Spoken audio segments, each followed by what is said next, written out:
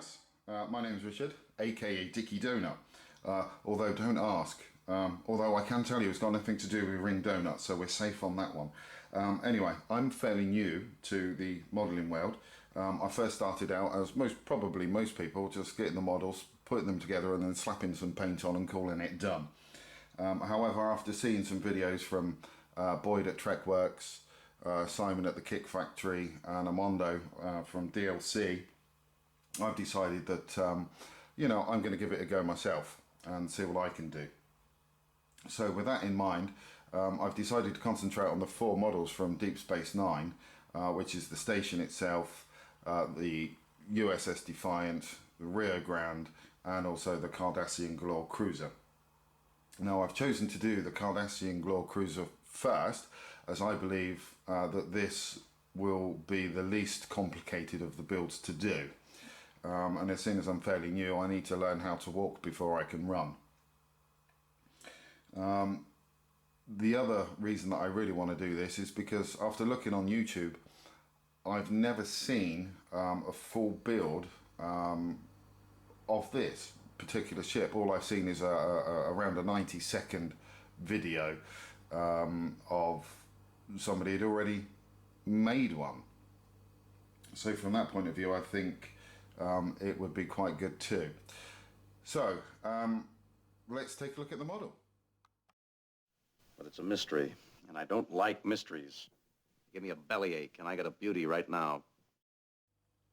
Wow, that was quick. It's finished. No, only kidding, guys. It's not really. All I've done is I've just taken the model off the sprues and got rid of a few bits of flashing and put the model together, just really to see if there's any problem areas with the fit and finish of the model. But this is what the ship is going to really look like once it's done, which is quite cool. It's quite a decent size actually. There is also quite a lot of detailing on this ship, which is really, really good. So hopefully by the time it's painted, this ship should look pretty cool. So okay, the kind of things that I'm going to do with this ship, I'm going to light the ship, so I do need to drill out all of the windows that are on there. There's also other areas as well around here mainly, and in there, and also on the other side where we've got the thrusters, I think they are, or something like that. I'm not really too sure myself, where I need to take out the inner parts here to let the light through, so that does actually light up. And there's also on the end of the ship here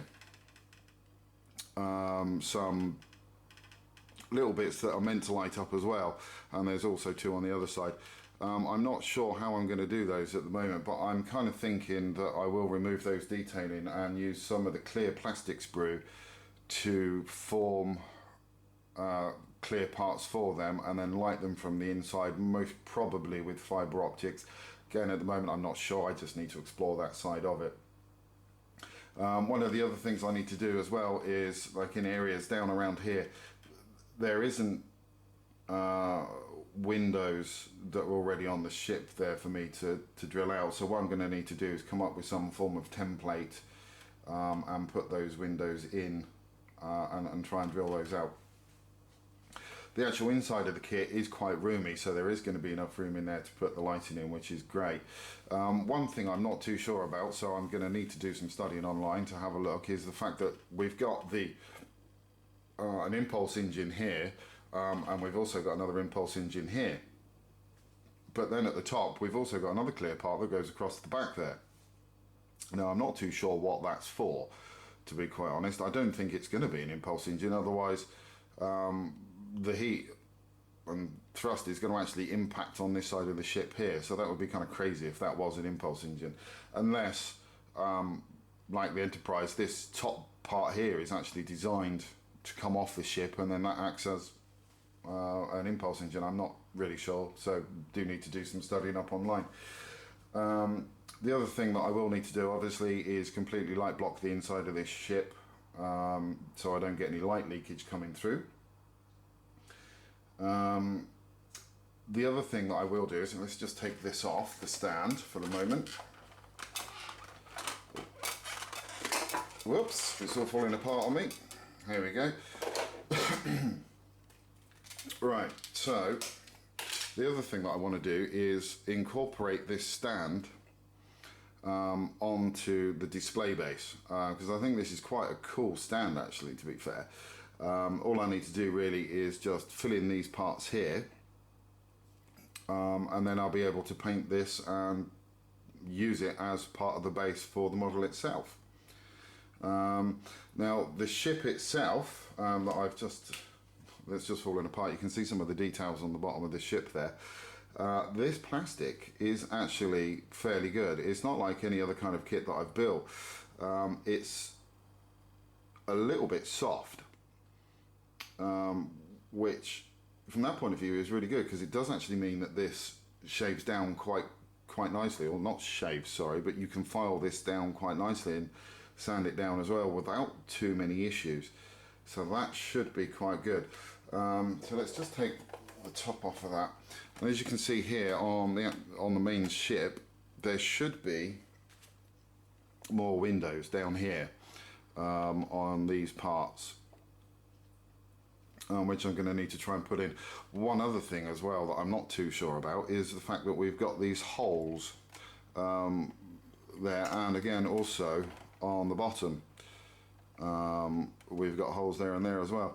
I don't know what they're for, and there's no parts in the model for it. There's only 40 parts to this kit, and no parts that fill those in, so I'm really going to need to again look online and study and see what's going on. But as you can see, there's only a tiny gap there that will need to be filled in. But apart from that, this kit is actually quite good. And this is one of the original releases, I do believe, from 1996. So for a model that's that age, that's been sitting in a box, it's doing quite well actually. It hasn't warped in any way, shape or form. So that's the model kit itself.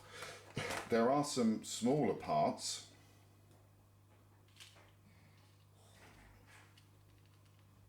that need to be fitted to the kit. I don't know whether you can see that, they are a bit small, but the good thing is that these can be fitted to the kit prior painting, so that's good. And there's another part here as well, I'm not sure whether you can see this detail, but there is another part here that on the model or on the TV series is lit, but this is done in opaque plastic. So I do need again to try and fashion a clear piece from the clear sprue to see if I can match that, and if possible again like that, so that would be good. And here are some of the clear plastic parts. Again, as I say, these parts here I just need to work out the plastic from the model kit so in order to light these up. Now this bit here is where the phaser array fires from. In Star Trek The Next Generation, these parts here for some reason are actually blue, but then when you go over to Deep Space Nine, they're done in orange, so I'll need to do those in orange. And then we've got these little pyramids here that are dotted about various places across the model which need to be done. And then we've got the impulse engines and whatever this bit is here that fits on the back of the bridge part. So there you go, so that's the model itself. The next update on this will be as soon as I've made some progress. Hopefully that won't be too long. So I'll catch you later in part 2, guys. Cheers. Bye-bye.